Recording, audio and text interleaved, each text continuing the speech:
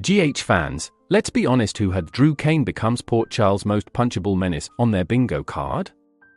Because this version of Drew is not the guy we signed up for. But hang on, General Hospital might finally be setting up a redemption shocker, and the key could be one smirking villain pulling his strings, Gen Sidwell. So let's rewind. Drew Kane used to be the solid one. Navy hero, devoted dad, perpetual good guy who tried to do the right thing even when life threw him off a cliff literally. He was Jason's twin with a conscience. Now? He's stomping around Port Charles like the CEO of Bad Decisions, and viewers are ready to fast forward every time he shows up. But the November 19th episode changed the tone just a little. That showdown in Laura's office?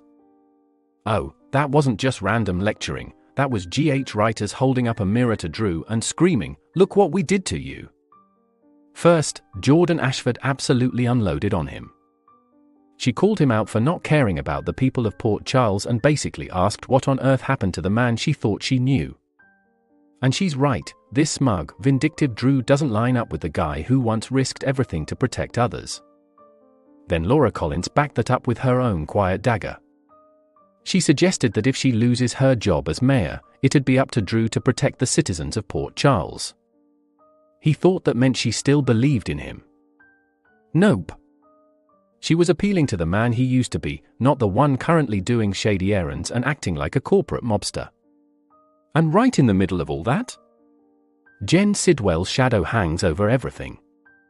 We see Drew flashing back to Sidwell's threats, remembering exactly how this sinister shot caller made it clear, fall in line, or else. Drew hates being under his thumb, but he's still doing Sidwell's dirty work as part of the inner circle. That's the key. Because being on the inside? That's also how you take a villain down.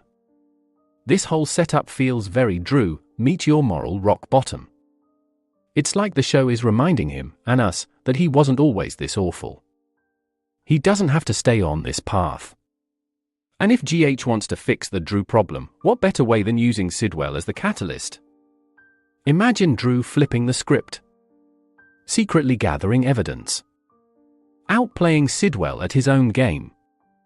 Maybe even risking his own freedom to bring this guy down and finally do something for Port Charles instead of against it. That's the kind of twist that could sell a redemption arc.